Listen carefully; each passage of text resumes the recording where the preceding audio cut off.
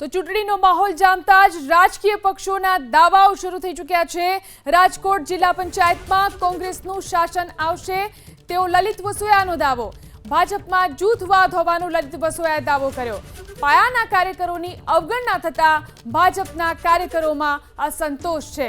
મોંઘવારી અને બેરોજગારીને કારણે જનતા ત્રસ્ત છે, આ લલિત વસોયાએ કહ્યું છે। ભારતીય જનતા પાર્ટીની ગામડાઓ પ્રત્યે નગરપાલિકા વિસ્તાર પ્રત્યે જે ઓરમાયું વર્તન છે એનાથી ખેડૂતો, આમ જનતા, બેરોજગાર યુવાનો બધા નારાજ છે। ત્યારે કોંગ્રેસ પાર્ટીએ 2 મહિનાથી સ્થાનિક સ્વરાજ્યની ચૂંટણી અંગેની તૈયારીઓ શરૂ કરી દીધી છે।